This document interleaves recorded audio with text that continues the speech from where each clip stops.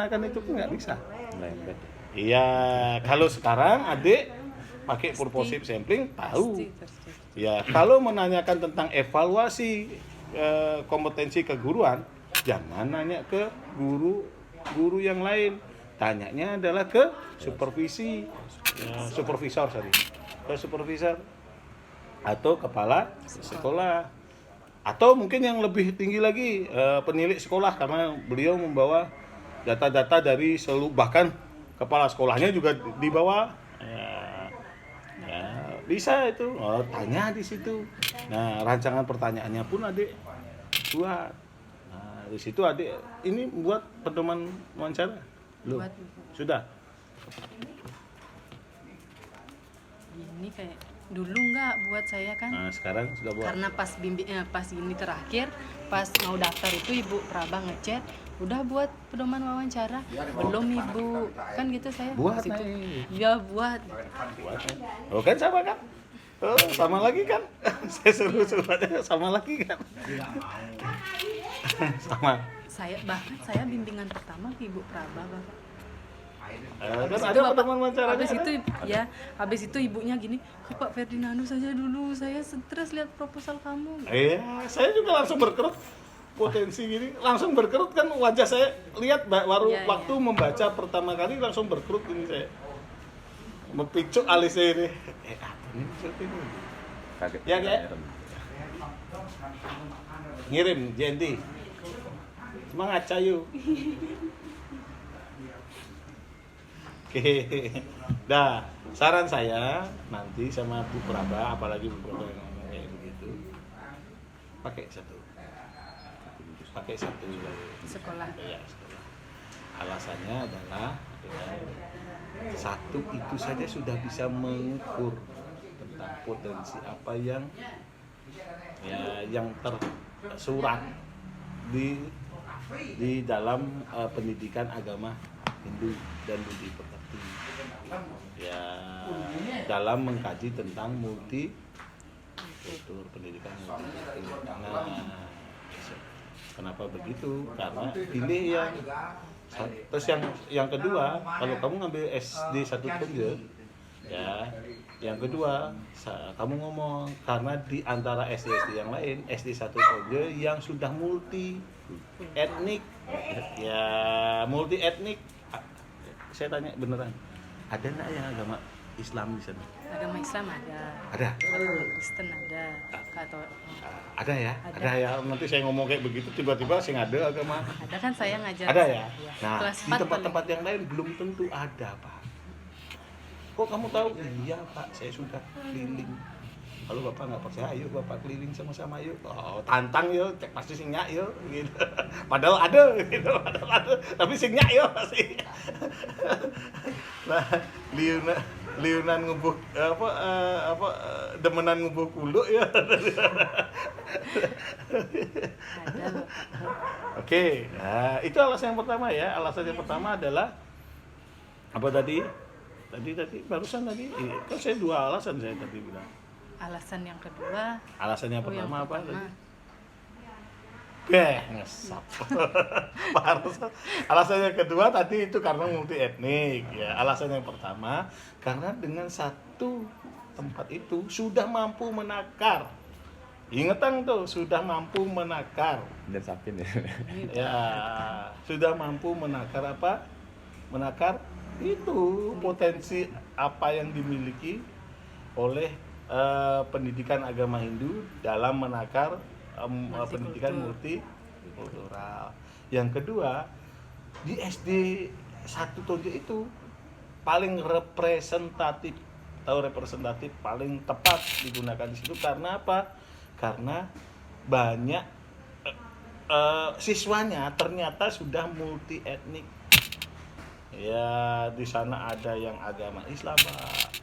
Ada yang agama Islam. Kok kamu tahu? Iya, Pak. Ya, saya kan PKM di sana. Makanya saya tahu. Bapak kalau ingin lebih ngecek kenyataannya, monggo Bapak berkunjung ke sana. Ya, saya 1 bulan ya PKM. Ya. Satu Dua bulan sih. 2 bulan. 2 bulan setengah, Dua Pak. bulan. Oh, saya 3 bulan Pak, di sana. Sampai anaknya yang kalu saya tahu Pak. Gitu. Ya. Selesai kan? Dah. Terus teknik Penentuan analisa teknik penentuan informan, eh, teknik penentuan informan, analisanya, analisa datanya. teknik analisis data.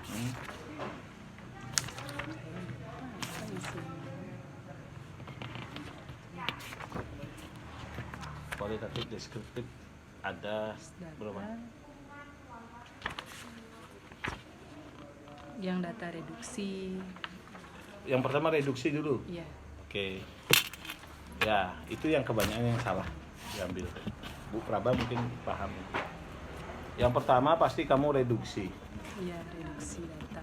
Yang kedua pasti data display atau penyajian data. Iya, Bapak. Betul kan? Yang ketiga penarikan kesimpulan. Kesimpulan. Betul ya? Iya. Oke. Ini kan. Mm-mm. Nah, sekarang saya tanya. Tiba-tiba kamu langsung reduksi itu apa? Reduksi itu mengelompok-ngelompokkan. Terus apa namanya? Mengkategorikan. Ya, menyederhanakan. Apa itu? Coba reduksi data. Reduksi data merupakan proses berpikir sensitif yang memerlukan kecerdasan dan keleluasan dan kedalaman wawasan yang tinggi. Data yang diperoleh dari lapangan jumlahnya cukup banyak, untuk itu maka perlu dicatat secara teliti dan rinci. Seperti telah dikemukakan, semakin lama peneliti ke lapangan, maka jumlah data akan semakin banyak, kompleks, dan rumit. Untuk itu perlu segera dilakukan analisis data melalui reduksi data. Mereduksi data berarti merangkum, memilah hal-hal pokok, memfokuskan pada hal-hal yang penting. Nah, kan bener kan? Memilah-milah, merangkum, menyederhanakan, itu sama dengan merangkum itu. Ya. Ya, jadi kayak begini. Tidak mungkin kamu langsung mereduksi duluan. Ya, yang pertama sekali itu harus ya, pengumpulan data. Ya, kan harusnya mencari data dulu kamu. Ya, baru direduksi. Iya. Dari informasi. Bagaimana kamu langsung mereduksi? Bagaimana kamu mengelompokkan? Kan nggak bisa. Harus pengumpulan data dulu. Yang kedua baru reduksi. Baru setelah data terkumpul, baru dipilah-pilah, disederhanakan. Karena pengumpulan data ini banyak ini. Ada data sing manggu, ada data manggu. Ya kan? Nanti kamu kelompok-kelompokkan yang mana bagian multikultur, yang mana yang bagian pendidikan dasar, yang mana bagian pendidikan agama Hindu, itu dipilah-pilah. Ya. Nah, terus itu kan reduksi yang kedua, ini reduksi. Yang ketiga baru setelah dikelompok-kelompokkan baru disajikan. Ya, ditulis dengan gini kamu, dengan bahasanya kamu, penyajian data. Dah, ini udah masuk. Habis itu baru ya, ini kan 1, 2, 3 kan ini penyajian kan. Yang keempat, jangan dikasih kesimpulan dulu. Ya, verifikasi dulu data. Ya, diverifikasi dulu datanya. Ya, verifikasi data dulu. Ya. Mas, Mas. Diverifikasi data dulu. Ya. Artinya dicek kebenarannya dulu. Menurut saya. Dicek kebenaran. Mas, notanya berapa Mas? Ini tak selakin dulu.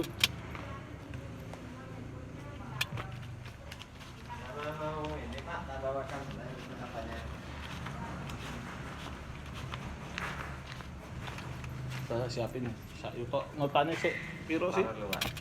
Notanya piro sih?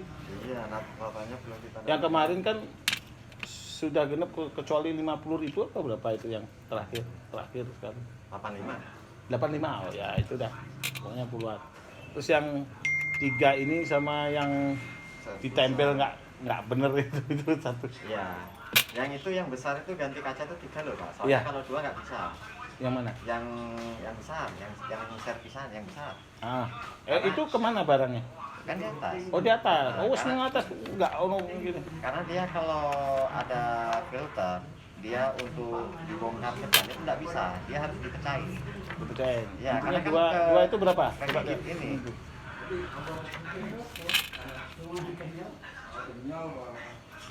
Berarti kaca pecah 550 ya? Mana Pak kaca pecah Pak? Hmm? Ini Pak kacanya. Kan ini yang diganti kan ini Pak. 1, 2, 3. Ini.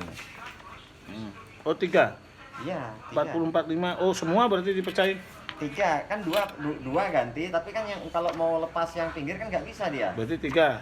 Harus 3 dia. Berarti total pemecahannya 3. 550. Bukan. Ini kan beda Pak harganya Pak. Ini kan dihitung rinci. Oh ini 550-nya apa? Yang 3 Oh akuarium. 3. Yang baru Itu kaca piramidi ya? 5. Mami. Kalau Cuma 6 ya persekat mahal ya Pak. sih. Kok orang ya? Ini kan pakai kalau akuarium itu kan dirinci gini Pak. Habis itu tinggal nambah ongkos sama lem.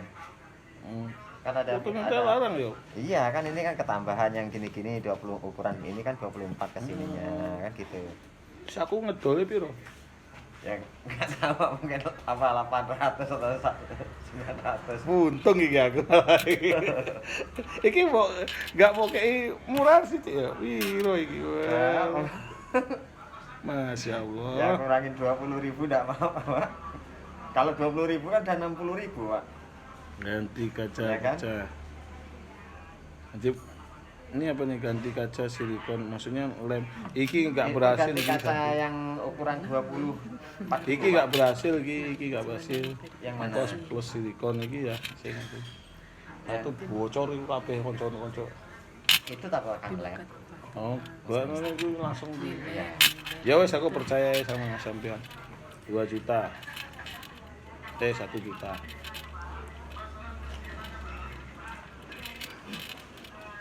Besar 1 ini. juta 100 ribu ya. Ya. SPP.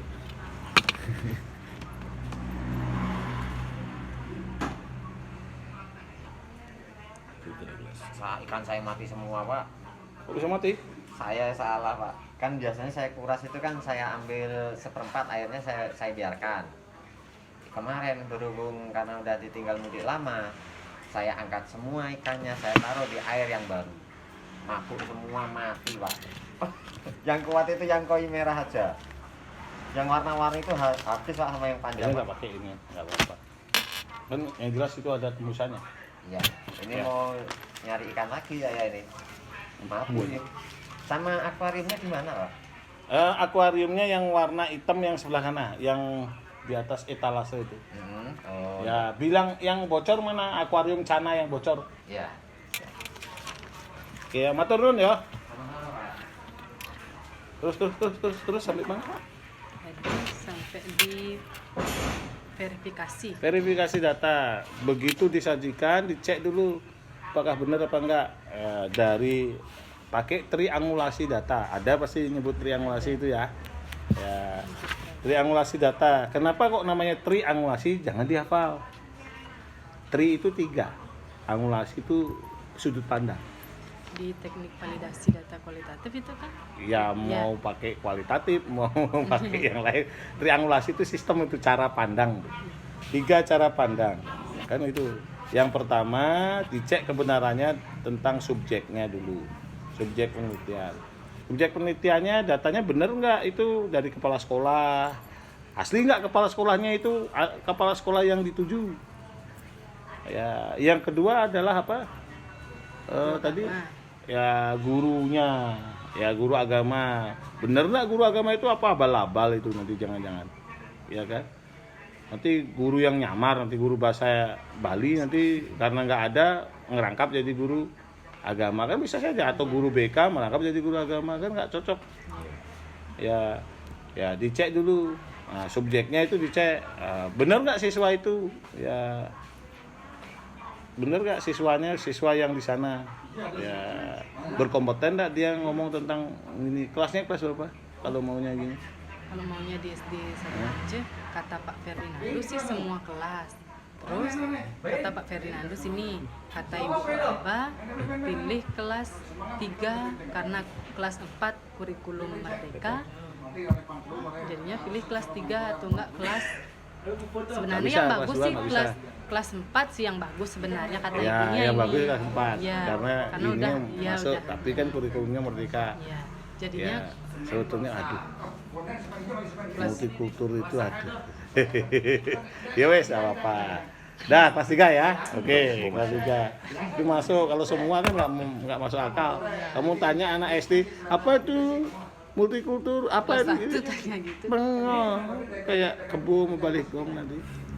Kalau saya bimbingan sama Ibu Praba langsung oh ternyata gini proposal saya, langsung saya malamnya gitu Pak berpikir ya Bengong kamu kalau kamu apa Pak? Subjek tadi kan 3. Yang pertama adalah dari subjek, yang kedua adalah dari ini ngecek tentang ininya subjek ya, habis itu sesuai dengan tujuan penelitian kamu nggak, objek penelitian objeknya ya cocok nggak, karena di sini membahas tentang potensi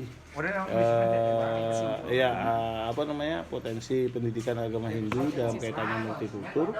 Nanti bahas yang lain kayak ini bahasnya analisis tentang dialog beragama, kan nggak nyambung ya. Mau ganti yang bagus ya Pak. Berapaan Pak ikan yang warna-warna itu Pak, yang hijau, merah sama ungu itu, yang kecil-kecil segini-segini itu, yang pipih ikannya itu? Ngedole iku 10.000-an Mas. Sak ekor. Nek sama sampean wis kayak 7.000 wae modalnya namanya. Sama yang panjang itu Pak, yang mau makan lumut itu loh yang kecil. Itu agak larang. Iya, berapa itu? Itu aku modalnya 18.000. Memang agak mahal. Ya. Ya itu makanya aku minta untung aja 2.000 ya. Ya, 20. Oke. Terus apa lagi? Udah itu aja. Ada lagi ikan yang bagus. Nah, ikan saya yang mati itu berapa? Ya itu tak ganti lagi. Tak ganti yang di sana yang Itu dilem sih lah. Iya. Iya, jangan dilem itu. Cari 12 ekor dulu deh. Ya, Mati semua ikan saya. tolong dilem bisa ya. Tapi mana? Objek penelitiannya sudah sesuai nggak? Ya datanya itu cocok nggak dengan objek penelitian? Yang pertama data yang terkumpul itu cocok nggak dengan subjek penelitian? Objek penelitian yang ketiga adalah ini 2. Yang ketiga adalah tentang asumsi pribadi kamu. Kamu kan berasumsi bahwa SD ini yang dipakai SD 1 itu karena banyaknya ini cocok karena anak-anaknya itu ada yang Islam, ada yang Kristen, ada yang berarti cocok diterapkan di sana. Ya, ternyata begitu kamu masuk ke sana mengumpulkan data, sing ada ane agama Islam, sing ada ane agama di kelas dulu tuh terutama. Di kelas 3-nya itu ternyata sing ada agama Kristen, konyangan Hindu. Berarti kan tidak cocok. Berarti harus nyari kelas yang lain. Nah, nyari kelas yang lain itu ya, tapi kenapa kok pakai kurikulum Merdeka Belajar kok enggak Ibu dikasih? Praba sih bilang gitu. Kenapa enggak dikasih? Ibu Praba sih gitu Bapak. Kalau saya sih pertamanya pengennya kelas 4, Tapi kelas 4 seharusnya apalagi kurikulum Merdeka. kurikulum Merdeka kan seharusnya kan memfasilitasi itu juga. Kenapa kok enggak diambil? Itu udah nggak tahu Pak. Kan Ibu Praba. Ada profil pelajar Pancasila kan Iya. gitu kan? P5. Hah? P5 kan itu Iya. ya, Saya penguatan itu judulnya. profil pelajar Pancasila. Pancasila. Penguatan profil pelajar Pancasila. Masih Pendidikan. P4 itu apa? Pendidikannya kurang. Penguatan Penguatan profil pendidikan, Sing 5 penguatan profil Ada lagu. penguatan Project profil Pancasila. pelajar pendidikan Pancasila. Itu baru benar. Saya dulu pakai itu, Pak. Tapi diganti sama Bu Prima. Nggak dibolehin. Itu baru benar. Kenapa nggak pakai itu, kan sama. Itu kan Pancasila itu kan harus multikultural. Itu dah gini. Kenapa kok nggak mau pakai kelas 4 aja? Nah ini agak berseberangan dikit. Ibu Sama Praba sih. Bu Praba saya. Kenapa kok nggak? Ibu Praba sih bilang kalau gini enggak, pokoknya dia bilang apa-apa Pak, itu aja dah. itu aja, pakai aja kelas 3, soalnya kelas 4 kan kurikulum merdeka gitu. Sebenarnya gini, saya kan ibu kepala sekolahnya nyuruh kelas 4 aja, kelas 4 semua agama ada dan agama Islamnya ada 3 gitu, banyak pokoknya kelas 4-nya. Sama Ibu Praba sih bilang gini, kalau tadi Ibu Praba bilang gini, maaf ya bab 3-nya begini jadinya, saya nggak fokus membimbing kamu karena ide saya sama idenya Pak Ferdinandus nggak cocok. Semoga Pak Garbe, Pak Bapak bisa membantu kamu dan menolong kamu gitu tadi dia. Saya Bapak. lagi bingung juga ini. Iya Bapak. Dengan Pak Nandu ya bingungnya, tapi kok herannya kok kenapa kok yang apa namanya yang Merdeka Belajar kenapa kok nggak diperbolehkan, apa maksudnya? Alasan ibunya Alasannya nggak kamu enggak, soalnya Coba gitu aja ditanyakan dia. itu ya. Ya nanti saya tanya. nggak mungkin beliaunya punya alasan tertentu, saya nggak berani ngomong Iya. ya. Tapi kalau asumsi saya sebelum mempelajari lebih dalam, asumsi saya mana cocok itu dengan P5 itu. Kalau gini, kalau kelas 4 kan gini pakai silabus juga ya Pak ya, kan modul jadinya. Kalau gini Oh itu mungkin ya. Saya kan saya kan kelas 4 dulu buat modul. Oh iya. Ya silabus itu 2013. Oh iya. Oh benar. Aduh, berapa? Oh benar.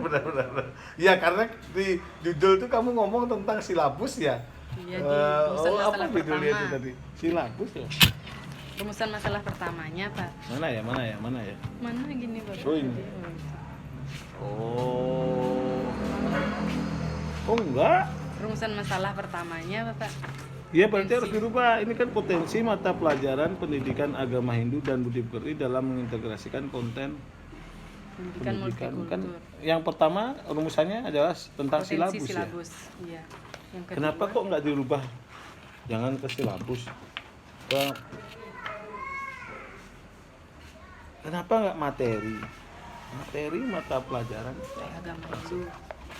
Ya kalau gitu Oh, kan? lebih Bisa langsung gampang. Oh silabus itu nih ranang. Oh kemarin ranang itu betul. Berarti itu. Oh kan mau nyingkrun kan sekarang mau nyingkrun kan. Orang saya ditebak-tebak juga sama Ibu Praba di sana. Kenapa? Kayak kenapa nggak gini-gini? Terus bapaknya bilang gini, seharusnya gini. Gitu ibunya. Tapi nyingkrun saya. Kenapa ibunya nggak mau merubah aja langsung ke materi? Bagaimana potensi, ya kan? Materi kan bisa kan? Ya materi Ini mata kan pelajaran. silabusnya. Ini kan silabusnya. Kalau misalkan materinya kan berarti pelajaran agama Hindu di kelas 4 tersebut itu potensinya itu Bapak. Iya materi. Ya lebih gampang Iya. lagi saya kalau materinya. Lebih gampang. Iya. Cuma ngambil satu gini. Satu pelajaran tema aja. Iya. Ya satu apa Modul. modul aja. Iya. Bukan ini. Nah, kamu cari modul yang memang memfasilitasi ini. Tentang multikultur. Kan silabus patuh doge. Ya kan? Kalau silabus di SD itu satu mata silabusnya untuk Silabusnya satu semester kelas. ya? Satu semester.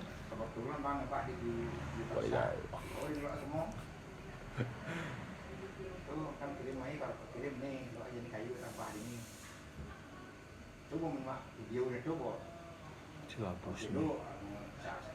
Memang SD itu silabusnya itu gurunya yang membuat ya? Kalau di SD aja sih, ya kalau di kampung saya di Manado, ya gurunya yang buat. Kakak saya kan buat. Kalau di gini biasanya dapat dari gini deh Pak. Kayaknya dari guru kayak Pak. Dari guru kayaknya bikin silabusnya itu. kalau dosen ya. Kalau dosen buat Iya, silabusnya. dosen yang membuat silabusnya. Kalau gurunya gini Pak, kakak saya kan guru, dia yang buat. Oh, dia yang buat? Iya, silabusnya sama RPP dan lain-lain. Kalau RPP-nya Emang, guru yang guru buat. ya. Kalau silabusnya enggak deh kayaknya. Kalau di gini Pak, kalau di SD 1 Tonje enggak ada. Iya, kan yang ada ngasih. pedomannya. Iya. Anggun ini silabusnya. Nah, kan gitu. Ya, saya dikasih, saya kan gini di kamu kan dikasih silabus juga. Iya, buat Nah, RPP kamu baru buat sesuai RPP. silabus. Ya, kalau di SD kayaknya seperti itu. Ya, kalau dosen lain, dia yang membuat silabusnya. Ya, enggak usah buat RPP, langsung di silabus itu sudah tergambar. Karena kayak begitu. Berarti ini pakai Saran saya, kan gitu. Oke, kan lucu ya. saya pengen kalau bimbingan gini dah Pak. Lucu. Iya lucu. Terus PowerPoint sudah buat. Udah baru sampai di bab 2, bab 3-nya ntar saya masuk. Jadi yang kamu perkuat nanti yang pertama latar belakang. Iya. Kamu mengambil tulisan di belakang. Jangan bilang kayak yang barusan ini. Saya dikasih Pak Ferdinando. Enggak boleh. Ini penelitian kamu.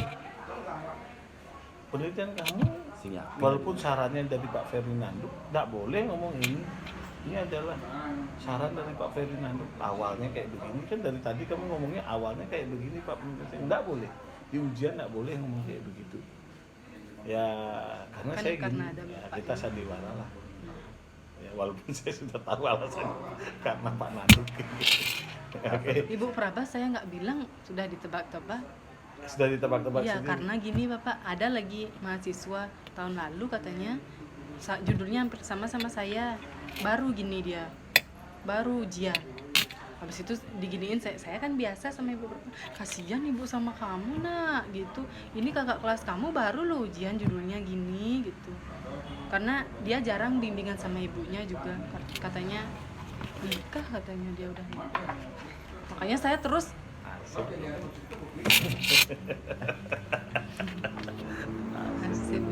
Kacau begitu jadi WD ya.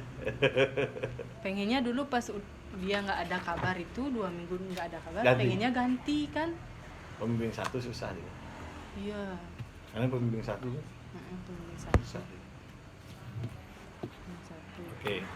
Jadi yang pertama kamu harus punya jawaban. Saya akan nanyakan tentang latar belakang. Ya, latar belakang kamu mengambil judul ini apa? Ya, kan tadi sudah tak kasih jawabannya 2. Iya. Ya. Alasan 2 memilih. itu. Oh, ini beda ya. Ini kan gugus ya. Iya, jadinya kalau Kalau 2 itu kan untuk yang 1 SD 1 Tonje ya. Ya, itu kan yang setelah revisian nanti. iya, Apa kamu mau jawab kira-kira? alasannya ini di sini ada. Apa itu apa? Saya baca. Alasannya Pak Ferdinando apa sih? Lagi saya berhadapan dengan Pak Ferdinando ini sekarang. Ini jadi Pak Ferdinando.